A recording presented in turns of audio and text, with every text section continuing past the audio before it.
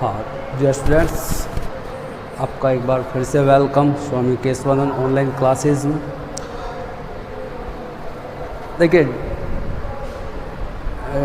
Due to Covid आपकी offline regular classes अभी possible नहीं है, तो आपको ऑनलाइन ही जो मटेरियल अवेलेबल करवाया जाए आपको उसको अच्छे से पढ़ना है, समझना है।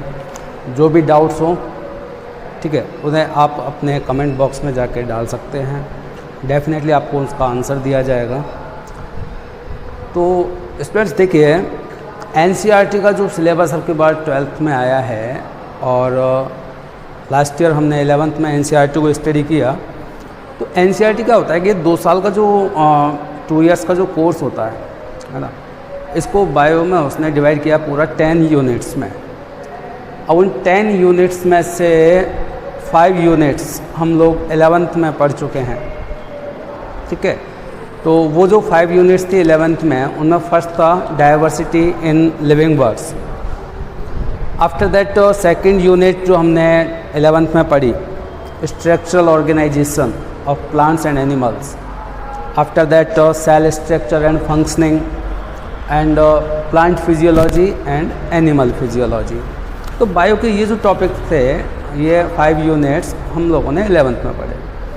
इसके बाद के कुछ टॉपिक्स हैं जिन्हें हम 12th क्लास में यानी कि इस साल स्टडी करेंगे। उन 12th क्लास में यदि हम देखें तो फर्स्ट जो यूनिट है आपका वो है रिप्रोडक्शन। रिप्रोडक्शन के बाद सेकंड यूनिट आपका आएगा जेनेटिक्स एंड इवोल्यूशन, ठीक है।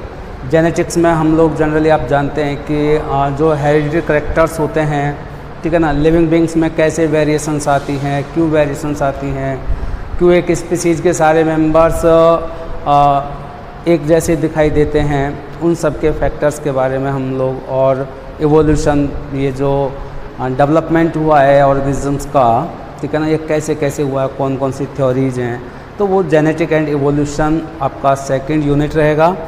After that biology in human welfare, ये आपका 3rd यूनिट रहेगा 12th क्लास में। और इसमें हम लोग पढ़ेंगे कि ये जो बायो है जिसमें इतने रिसर्च हो रहे हैं, ठीक है ना, उसका ह्यूमन वेलफेयर में क्या कंट्रीब्यूशन है ना। इसके बाद बायोटेक्नोलॉजी एंड फाइनली इकोलॉजी। तो ये जो 5 यूनिट्स हैं ये हम 12th क्लास में पढ़ने वाले हैं बेटा। तो देखिए, फर्स्ट ऑफ ऑल हम लोग स्टार्ट करते हैं। फर्स्ट यूनिट है रिप्रोडक्शन। रिप्रोडक्शन जो यूनिट है बेटा, इसमें 4 चैप्टर्स हैं। सबसे पहले तो हम लोग ये जानेंगे अपने फर्स्ट चैप्टर में कि what is reproduction and types of reproduction. Reproduction क्या है और ये कितने तरह से होता है। इसके बाद हम लोग जो हमारा सेकंड चैप्टर आएगा उसमें हम लोग सेक्सुअल रिप्रोडक्शन को स्टडी करेंगे प्लांट्स में, मतलब फ्लावरिंग प्लांट्स। और 3rd चैप्टर में सेक्सुअल रिप्रोडक्शन को स्टडी करेंगे ह्यूमन बींग्स में, ठीक है। एंड आफ्टर दैट 4th जो चैप्टर रहेगा इस यूनिट का, उसमें हम लोग रिप्रोडक्टिव हेल्थ के बारे में डिस्कस करने वाले हैं। तो देखिए, लेट्स स्टार्ट। हम लोग फर्स्ट चैप्टर स्टार्ट कर रहे हैं और फर्स्ट चैप्टर जो है वो है रिप्रोडक्शन इन ऑर्गेनिजम्स, ठीक है ना। देखिए, इस चैप्टर को जब हम स्टार्ट करें तो सबसे पहले हमें एक चीज़ हमारे दिमाग में रखनी है कि रिप्रोडक्शन क्यों होता है, क्या होता है, what is reproduction and why it is essential, क्यों इसकी ज़रूरत है। तो ये रिप्रोडक्शन क्या है और इसकी ज़रूरत क्या है, उससे पहले हमें एक और टर्म पढ़ लेना है, वो है लाइफ स्पान, ठीक है। लाइफ स्पान मतलब होता है क्या, व्हाट इज़ लाइफ स्पान। ठीक है, as you know death is certain. जो भी लिविंग बींग्स हैं, जो भी ऑर्गेनिजम्स हैं, है ना, वो सब मॉर्टल हैं।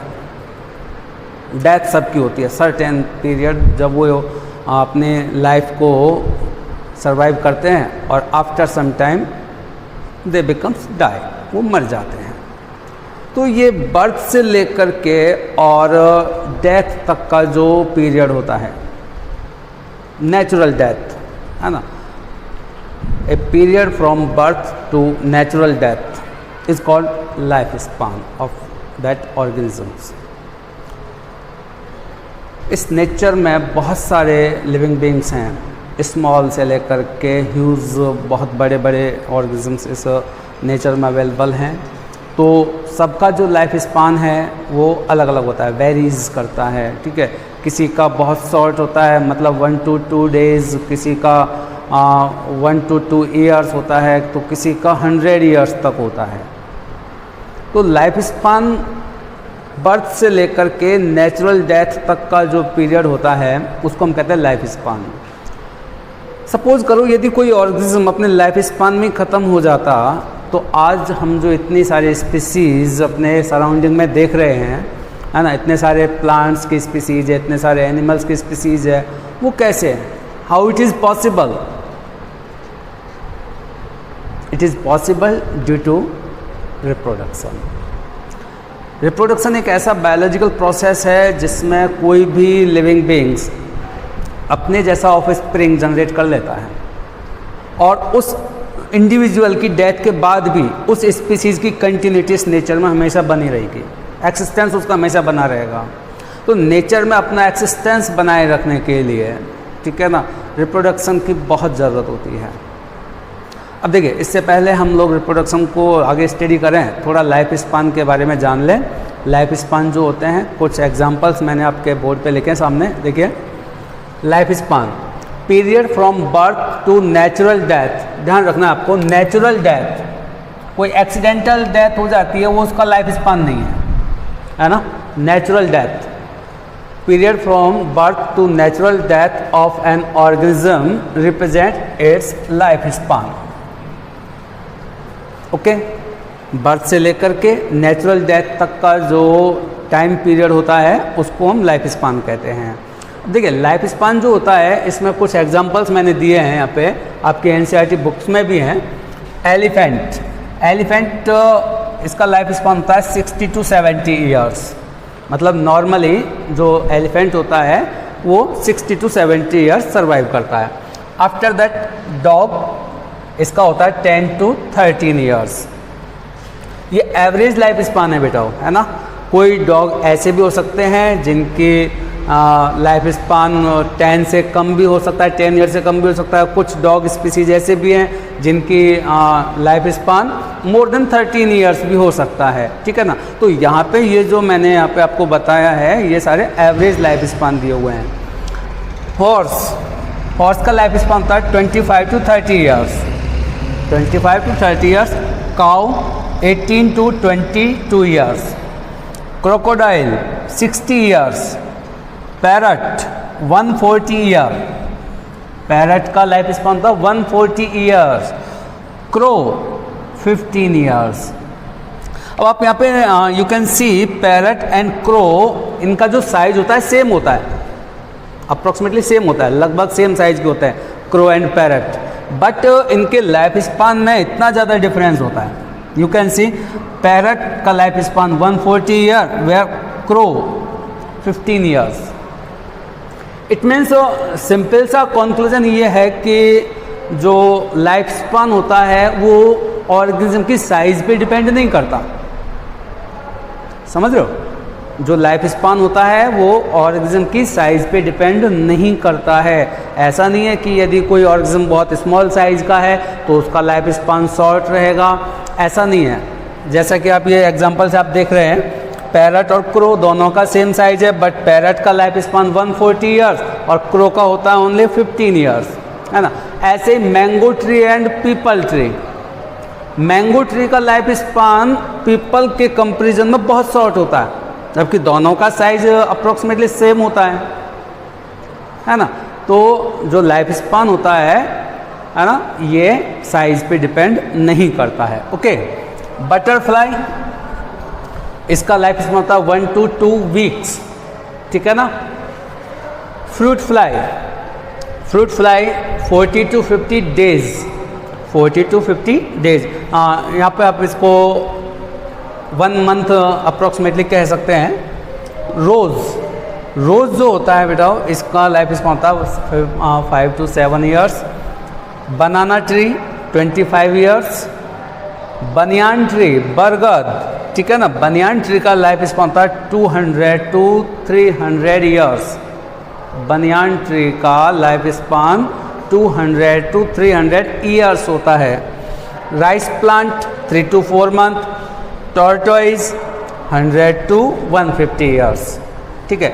तो ये कुछ ऑर्गेनिज्म्स के लाइफ स्पान आपकी बुक्स में है और उसमें कुछ के दिए हुए हैं और कुछ के ब्लैंक छोड़े हुए हैं, तो मैंने आपके लिए कंप्लीट कर दिए यहाँ पे किस ऑर्गेनिज्म का लाइफ स्पान कितना होता है। तो ये तो था लाइफ स्पान, ठीक है ना। अब देखिए, यदि कोई ऑर्गेनिज्म, यदि हम बात करें एक एलिफेंट की, कोई भी एक सिंगल एलिफेंट, उसका लाइफ स्पान 60 to 70 ईयर्स होता है। यदि ये अपनी नेचुरल डेथ पे ख़त्म हो गया होता 70 ईयर्स के बाद, तो फिर क्या आज आपको एलिफेंट्स नज़र आते? मैंने आपको पहले ही बता दिया था कि जितने भी लिविंग बींग्स हैं, जितने भी ऑर्गेनिज्म हैं, उनकी डेथ सर्टेन है। जिसने जन्म लिया है वो मरेगा ही। लेकिन आज जो आप अपने सराउंडिंग में इतने सारे स्पीसीज आज भी देख रहे हैं, ठीक है ना, वो सिर्फ और सिर्फ है एक नेचुरल प्रोसेस जिसको हम कहते हैं रिप्रोडक्शन, उसकी वजह से, ठीक है बेटा। तो नेक्स्ट हमारा टॉपिक आएगा अभी रिप्रोडक्शन। पहले हम उसको डिफाइन करेंगे, what is reproduction and what are the various modes of reproduction, ठीक है। तो नेक्स्ट आपका अभी टॉपिक से स्टार्ट होगा रिप्रोडक्शन। तो इसके देखिए, Reproduction is a biological process of formation of new spring from pre-existing organism. Reproduction क्या है? जो इंडिविजुअल एट प्रेजेंट है, ठीक है, वो अपने जैसा ऑफ स्प्रिंग रिप्रोड्यूस करता है या प्रोड्यूस करता है, उस प्रोसेस को हम कहते हैं reproduction. Reproduction is a biological process of formation new offspring from pre-existing organism, ठीक है। देखिए, it becomes a vital process without which species can't survive for long. Without reproduction कोई भी स्पीसीज बहुत लंबे समय तक सर्वाइव नहीं कर सकती। जैसा अभी आपने पढ़ा कि जो लाइफ स्पान होता है, ये सर्टेन लाइफ स्पान होता है हर एक स्पीसीज़ का। हर एक स्पीसीज़, हर एक ऑर्गेनिज्म जिसने बर्थ लिया है, उसकी सर्टेन डेथ होती है। तो वो डेथ के टाइम पे ही यदि वो ख़त्म हो गया तो उसकी स्पीसीज़ ख़त्म हो जाएगी। तो इस दौरान वो रिप्रोड्यूस करता है, मतलब अपने जैसे ऑफ स्प्रिंग को जनरेट करता है, ताकि वो एक लंबे टाइम तक सर्वाइव कर सके।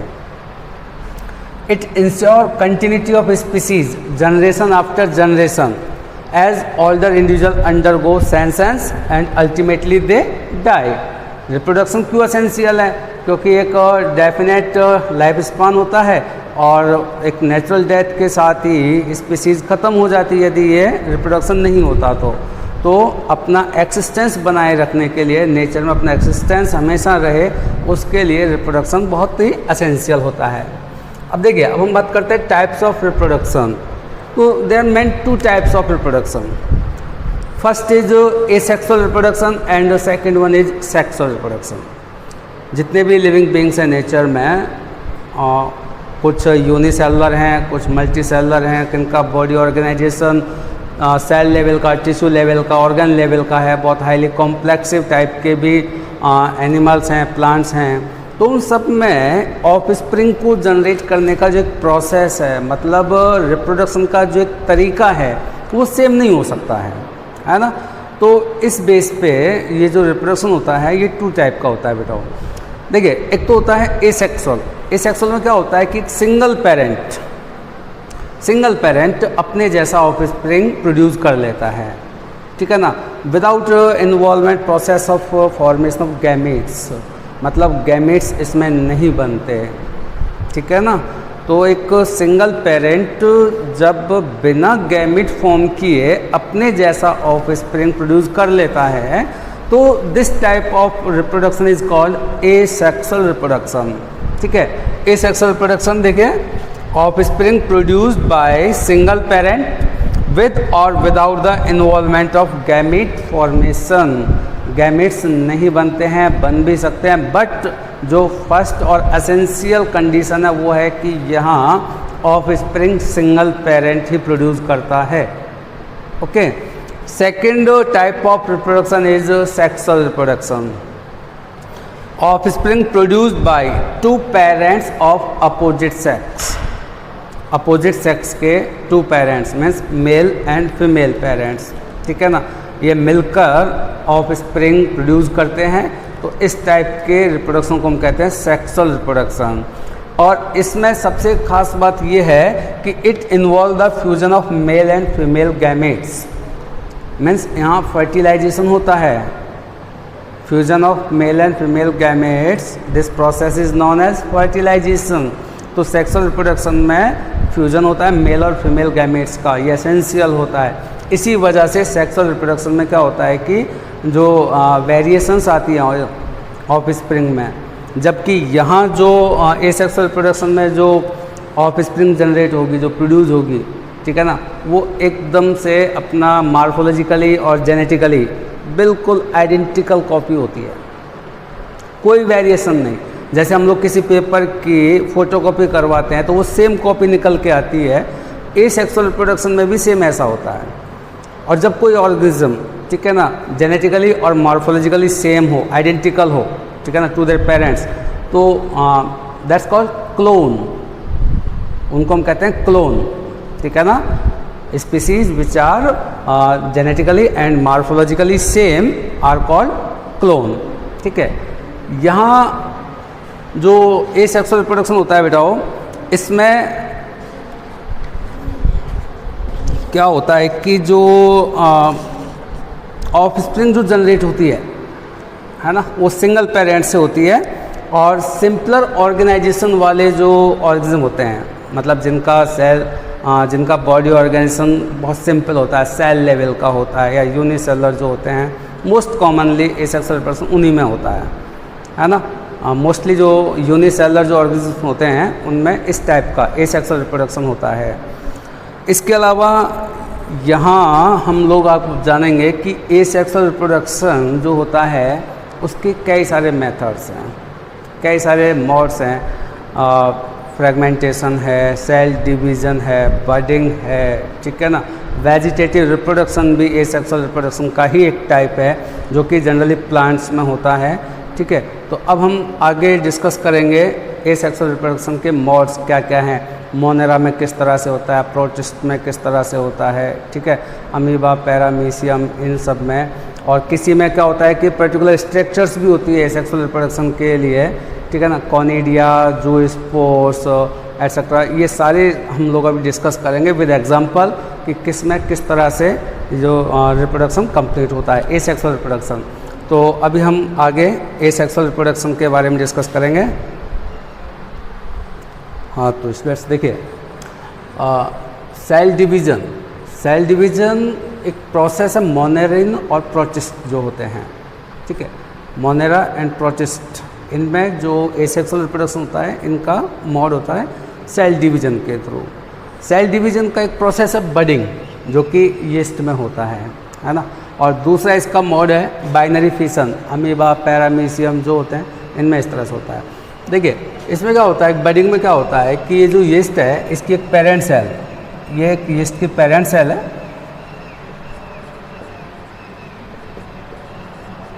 ओके। इसका कुछ साइटोप्लाज्म का कुछ पार्ट ब्लस्ड हो जाता है, looking like this. Parent cell से कुछ साइटोप्लाज्म जो होगा वो ब्लस्ड हो जाएगा, मतलब उभर के बाहर आएगा। This structure is known as bud, okay.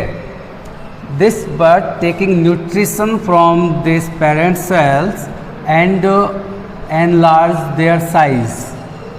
After some time, it may be detached and remain attached to this. This bud may be detached or to be attached to parent cells. So this process is known as budding. ठीक है। तो cell division में क्या होता है कि जो parent cell होता है वो डिवाइड होता है, 2 इक्वल पार्ट्स में डिवाइड हो सकता है या फिर 2 अनइक्वल पार्ट्स में, 2 अनइक्वल हाफ्स में भी वो डिवाइड हो सकता है।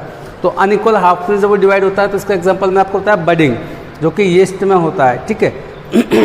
सेकंड बाइनरी फिशन अमीबा और पैरामीशियम जो प्रोटिस्ट हैं इनमें होता है। इनमें क्या होता है कि amoeba, as you know, amoeba is a irregular shape organism, ठीक है ना, यूनिसेलुलर होता है, इसकी शेप इरेगुलर होता है।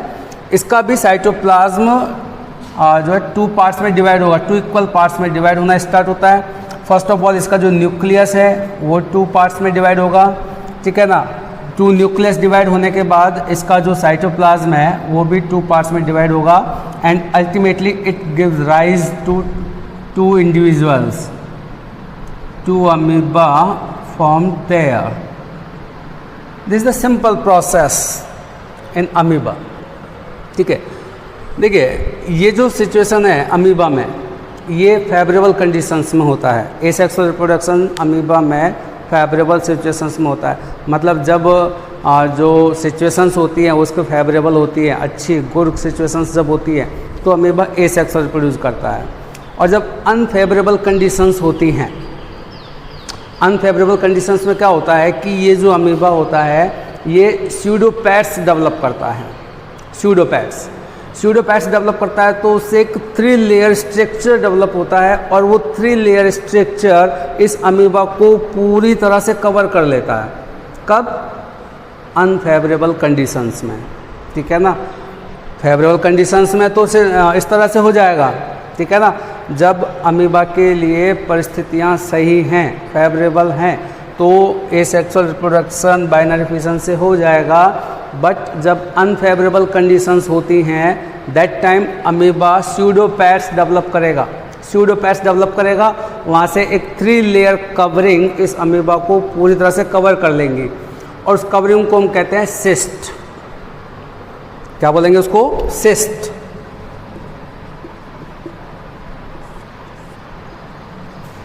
अनफेवरेबल कंडीशंस में अमीबा स्यूडोपैड्स डेवलप करेगा, वहाँ से एक 3 लेयर स्ट्रक्चर डेवलप होगी जो कि इस अमीबा को चारों तरफ से ऐसे कवर कर लेती है।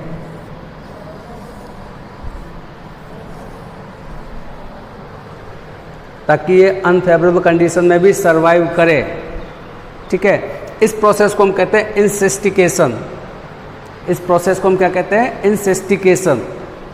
और जब फेवरेबल कंडीशंस लौटती हैं, जब फेवरेबल कंडीशंस आती है तो ये जो इसकी सिस्ट है ये ब्रेक हो जाता है, टूट जाता है और फिर ये अमीबा दोबारा से सरवाइव करना स्टार्ट कर देता है। तो इस प्रोसेस को हम कहते हैं स्पोरुलेशन।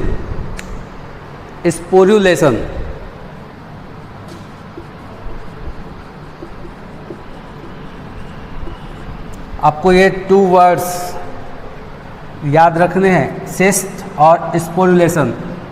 कब होता है? अमीबा जब अनफेवरेबल कंडीशंस होती हैं तो ये स्यूडोपैड्स डेवलप करेगा, उन स्यूडोपैड से 3 लेयर स्ट्रक्चर अमीबा को कम्प्लीटली कवर करेंगी।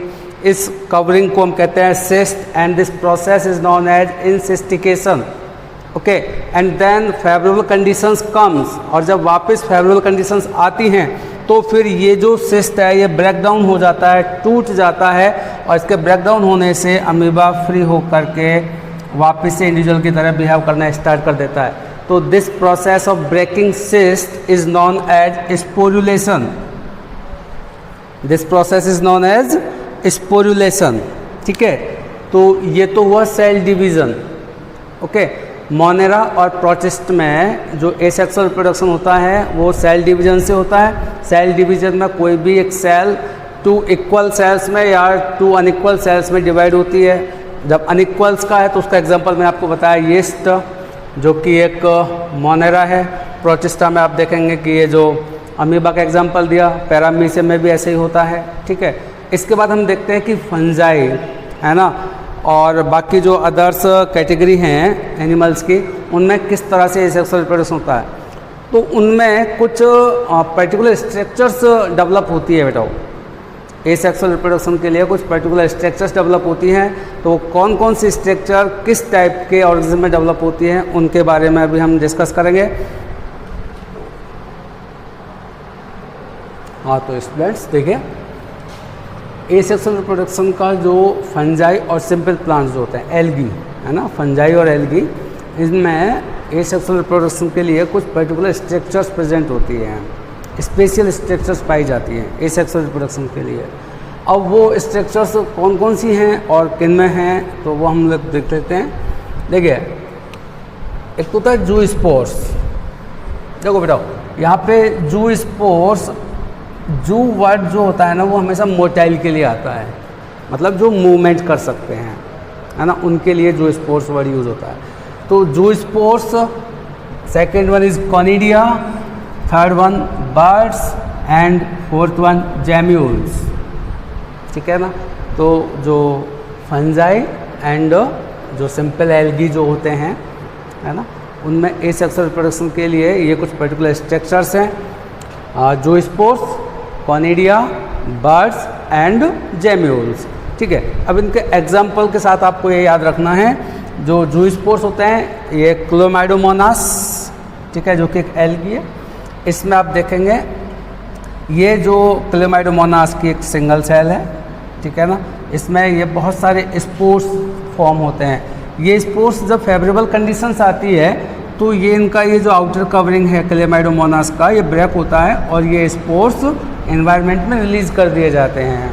अब you can see there these structures which are responsible to movement, so these spores are motile and so small that there are microscopic, है ना, मतलब इतने छोटे होते हैं कि आप इसको नेकेड आई से नहीं देख सकते हो। तो ये जो जू स्पोर्स होते हैं माइक्रोस्कोपिक होते हैं और मोटाइल होते हैं। ठीक है। एग्जाम्पल इसका Chlamydomonas. Okay. Second one structure is conidia. Conidia जो कि पेनिसिलियम एक फंजाई है, पेनिसिलियम नोटेटम, इससे एक वैक्सीन बनाया गया था पेनिसिलियम का। ठीक है ना। पेनिसिलिन जो वैक्सीन बनाया गया था वो पेनिसिलियम से बनाया गया था। ये एक फंजाई है, पेनिसिलियम नोटेटम। तो यहाँ एसेक्सुअल रिप्रोडक्शन के लिए आप देख पा रहे हैं कि ये जो राउंड स्ट्रक्चर्स जो हैं दीज आर कॉल्ड कॉनिडिया, है ना। और जब भी फेवरेबल कंडीशंस होती है तो ये कॉनिडिया एक न्यू इंडिविजुअल्स में डेवलप हो जाती हैं। तो ये अनदर स्ट्रक्चर हो गए conidia. Third one is birds. Birds जो होता है वो हमने सेल डिवीजन में भी देखा था, यीस्ट में, ठीक वैसा ही यहाँ पे हाइड्रा में होता है।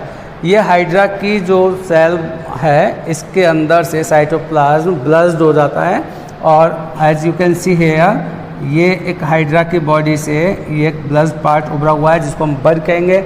ये जो बर्ड्स है ये अपने पेरेंट सेल से न्यूट्रिशन लेगा, अपनी जो साइज है उसको एनलार्ज करेगा, मैच्योर होगा, और जब मैच्योर होगा देन ये अपने पेरेंट सेल से डिटैच हो जाता है, सेपरेट हो जाता है और एज एन इंडिविजुअल बिहेव करना स्टार्ट कर देता है। तो this process is known as budding and example of bud hydra. Gemmules. Gemmules एक ऐसी स्ट्रक्चर, स्पाइक्यूल स्ट्रक्चर होती है, कांटों के जैसी स्ट्रक्चर होती है जो कि मोस्टली स्पंज में प्रेजेंट होती है। ठीक है ना। स्पंज जो होते हैं इनमें ये जेम्यूल्स लाइक स्ट्रक्चर्स होती है और ये जेम्यूल्स एक न्यू स्पंज को डेवलप करते हैं। तो ये कुछ स्ट्रक्चर्स हैं, पर्टिकुलर स्ट्रक्चर्स जो कि फंजाई और सिंपल प्लांट्स में प्रेजेंट होती हैं। तो कौन कौन सी हैं एक बार फिर से मैं आपको रिपीट कर दूं कि एक तो होता है जू स्पोर्स जो कि माइक्रोस्कोपिक होते हैं, मोटाइल होते हैं, क्लेमाइडोमोनास में पाए जाते हैं। सेकेंड वन कॉनिडिया पेनिसिलियम जो कि एक फंजाई है उसमें प्रेजेंट होते हैं। बर्ड्स हाइड्रा में एंड जेम्यूल्स स्पंज में। ठीक है। तो ये कुछ स्ट्रक्चर्स हुई। अब इसके बाद हम लोग बात करते हैं बेटाओ कि जो वेजिटेटिव रिप्रोडक्शन होता है, मोस्टली प्लांट्स में जो एसेक्सुअल रिप्रोडक्शन होता है उसको हम वेजिटेटिव रिप्रोडक्शन कह देते हैं। अब वो जो वेजिटेटिव रिप्रोडक्शन होता है वो होता क्या है और कैसे होता है। देखिए, प्लांट के जो वेजिटेटिव पार्ट्स होते हैं vegetative parts root, stem, leaves, ठीक है, ये प्लांट के वेजिटेटिव पार्ट्स होते हैं। तो इनसे जब न्यू प्लांट डेवलप किया जाता है, when a new plant develop by a vegetative part of a plant, then this type of reproduction is called vegetative reproduction. ठीक है, तो इसके भी अलग अलग एग्जांपल हैं। कौन से प्लांट्स हैं जिनमें उनकी लीफ से या फिर स्टेम से और या फिर रूट से न्यू प्लांट डेवलप होता है। अब देखिए, प्लांट्स में स्टेम के बहुत सारे मॉडिफिकेशंस होते हैं, रूनर, सकर, बुलबेल, कॉर्न एटसेट्रा एटसेट्रा, बहुत सारे इसके फॉर्म्स होते हैं। मतलब जो इनका स्टेम होता है वो कई सारे पार्ट्स में मॉडिफाई हो जाता है। तो हर एक का क्या एक पर्टिकुलर एग्जांपल रहेगा, किस प्लांट में प्लांट के किस वेजिटेटिव पार्ट से न्यू प्लांट डेवलप किया जाता है, उसके बारे में अब हम लोग डिस्कस करेंगे। तो हमारा नेक्स्ट टॉपिक आएगा बेटा वेजिटेटिव रिप्रोडक्शन, जो कि एसेक्सुअल रिप्रोडक्शन ही है प्लांट्स के अंदर। तो उसको हम लोग अभी जानेंगे कि प्लांट्स में एसेक्सुअल रिप्रोडक्शन यानी कि वेजिटेटिव रिप्रोडक्शन कैसे होता है। आप स्टूडेंट देखिए, in plants vegetative reproduction occurs by vegetative propagules. देखिए, वेजिटेटिव प्रोपेग्यूल्स मीन्स प्लांट का वो पार्ट, वो वेजिटेटिव पार्ट जिससे हम लोग नया प्लांट डेवलप करेंगे। ठीक है ना, उस पार्ट को हम कहते हैं वेजिटेटिव प्रोपेग्यूल्स। अब वो vegetative propagules root, stem, leaves या अदर कोई स्ट्रक्चर प्लांट्स की वो हो सकती है। तो यहाँ पे मैंने आपको जो मेन प्रोपेग्यूल्स जिनको हम लोग यूज़ कर सकते हैं वेजिटेटिव रिप्रोडक्शन के लिए विद एग्जांपल वो यहाँ पे लिखे हैं। देखिए, first of all root. Root के एग्जांपल है बेटा dahlia, asparagus, guava. These are the some examples in which new plant developed by root of that plant. Second one is stem.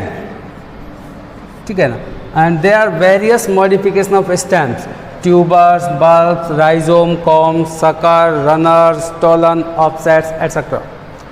Stems के ये कई सारे मॉडिफिकेशंस होते हैं, tubers, bulbs, rhizome, corm, sucker, runner, stolon, offsets. ठीक है, इसके particular example देखिए, tubers potato, bulbs garlic and onion, rhizome ginger, turmeric, banana, corms colocasia अरबी जिसको हम कहते हैं, suckers mint, runner oxalis and centella, centella asiatica, ब्राह्मी जिसको हम कहते हैं, स्टोलन जैस्मीन में, ऑफसेट पिस्टिया एंड इकोर्निया। ठीक है ना, ये इसके बारे में हम लोग यहाँ पे डिस्कस करेंगे। वाटर हाइएंस टेरर ऑफ बंगाल कहते हैं इसको ऑफसेट्स के थ्रू। ठीक है, तो these are the modification of stem which are use to develop new plants. ठीक है, तो पर्टिकुलर एग्जाम्पल आपको इसका लर्न करना है। आफ्टर दैट रूट हो गया, स्टेम हो गया, लीव्स। लीव्स के थ्रू जो वेजिटेटिव प्रोडक्शन होता है ब्रायोफिल्लम एंड बेगोनिया। इनमें क्या होता है कि ब्रायोफिल्लम की जो लीव्स होती है उनके कॉर्नर्स पे कुछ इनएक्टिवेट बड्स प्रेजेंट होती हैं, और जब वो लीव्स सॉइल के कांटेक्ट में आती है तो वो एक्टिवेट होकर के एक न्यू प्लांट डेवलप कर लेती हैं। तो this type of vegetative propagation by leaves is occurs in bryophyllum. ठीक है ना, जिसको हम पत्थर चट्टा भी बोलते हैं, ब्रायोफिल्लम एंड बिगोनिया। बल्बेल्स, बल्बेल्स का एगेव एंड लिली। ठीक है ना, bulbils are the part from which leaves develop from stem. ठीक है ना, तो उस पार्ट से भी कोई नया प्लांट यदि डेवलप हो रहा है तो वो भी यहाँ पे पॉसिबल है, और उसका एग्जांपल है agave and lily.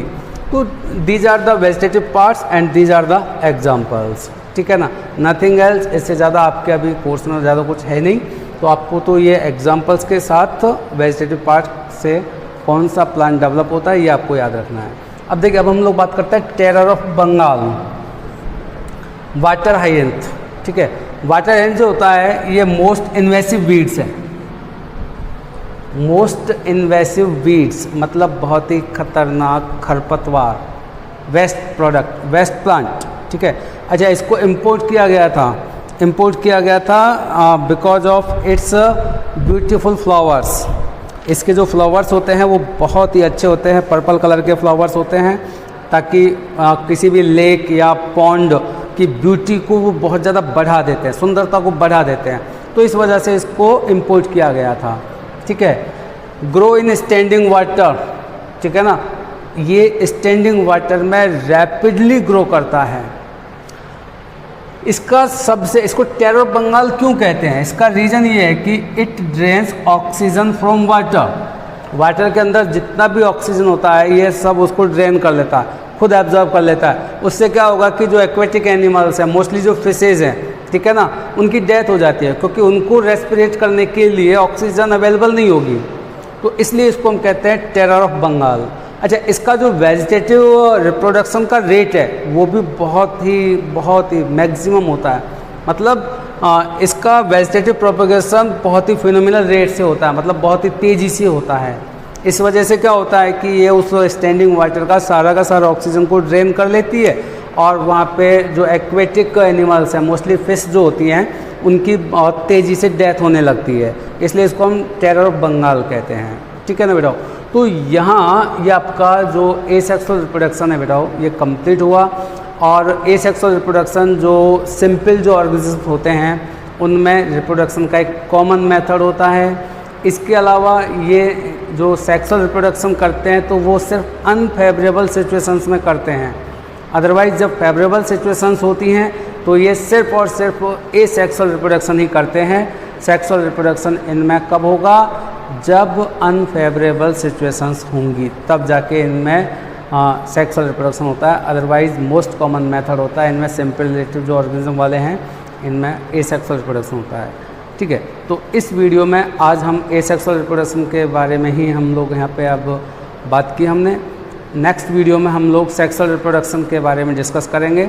Sexual reproduction क्या होता है, कैसे होता है। Okay, thank you.